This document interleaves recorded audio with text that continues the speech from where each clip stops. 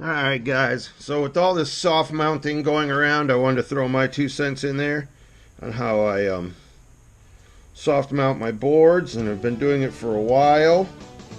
One thing is this is a super cheap way to do it and super easy, and you can customize the size of your stack. You don't have to use all these standoffs and all this crap. Before you get the standoffs, they wouldn't be quite the right size to fit your stack, especially in these tighter little builds. They wouldn't be quite the right size to fit your stack in there, and once you put the little rubber donut on top, you couldn't fit things right, and yeah, pain in the butt. Now I still use the little rubber donuts under here because they're a harder texture than what I'm going to use here, and I want to keep that space in there so I can get my battery strapped through there. Now what I have here, I got this super cheap. It was like $1 for a meter or whatever, so it should last me probably like the rest of my lifetime. But this is like some it's hose for ink for a printer. Now you can use whatever hose you can get your hands on, but you want the really soft, squishy type hose. And I always dry fit everything on my my stacks. So what we'll do is we'll put the PDB on here, and then we'll see. I can slam this FC pretty much down. The only wires that are going in between there are going to be a couple of my signal wires, and they're only like 1 millimeter thick. So we can slam that stack right down there, and then what I'll do is I'll measure a little piece of this like so, and cut her off. And I actually want these a little bit long, right? And I'll show you why. Then I just kind of eyeball it. These don't have to be perfectly exactly the same size, but make them really as close as you can, obviously. Okay, so there we got 4 pieces, and then I'll kind of eyeball them, make sure they're close.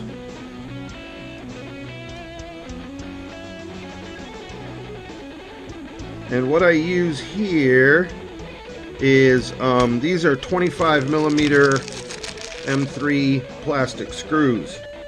So what this will do, now I got my 4 pieces here, I'll stick those on there.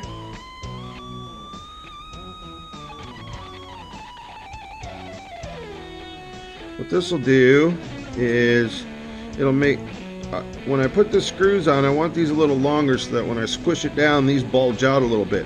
So then my stack will be nice and tight, but still be very soft mounted.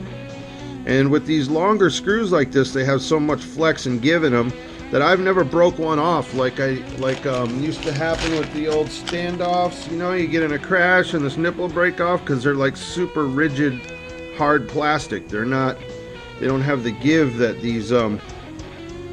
these screws do.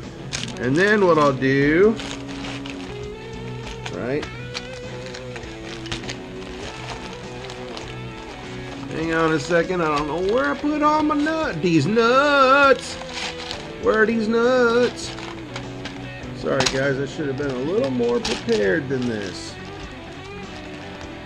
So we'll just go with a couple here so I can give you an example.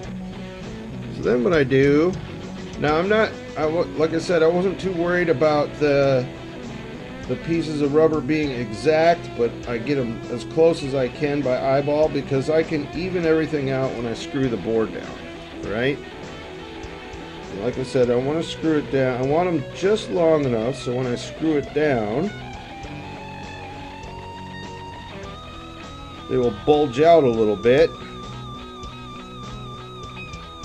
And what happens with that is it really tightens that stack up. But you can see it's still got just a little bit of a give, so in a crash it doesn't fly apart. Now I still use the little black grommets, I'm sure we've all seen and used, on the bottom because they're a little harder, like I said, and they won't. This will squish, but they won't. So I still have plenty of room to get my battery strap in there. when my battery strap breaks in and out. And then what I can do, if I really want to be anal about it, and I am, is I take one of these little camera levels that come, I think I might have got this with them. I don't know, they come with the tripods and some cameras and whatever. And I can just even these screws up until that bubble is right in the middle. Then I know my board is level. Now if it's off just a fuzz, it doesn't matter, because when you set your accelerometer, it's going to calculate for everything anyway. So if it's off by a hundredth of a millimeter, it's not going to make any difference. So then I slam these down on there, right? Once I have everything down as tight as I want it and everything where I need it and leveled, then I'll cut these off, level with the nuts. And this rubber also acts as like a spring, so it's almost like a Loctite. It'll push against the threads of the plastic nuts and keep them from vibrating off. But if I really want to go the extra step, after I cut these off, I take one of my old soldering iron tips and I'll just give it a little teeny melt right in the middle so it corrupts the threads, so there's no way that nut can come off. And then I made these a little long. I could squish them all the way down to there and make a nice, tight, neat little stack, especially for these tight little builds. And it's custom. I'm not locked into the size of a standoff that's a harder plastic and having to put the little rubber grommet on there. Just these little pieces of rubber hose, and I got a nice soft mounted and stack. And I've never had one of these break as long as I've been doing this. So there you go. There's a quick tip.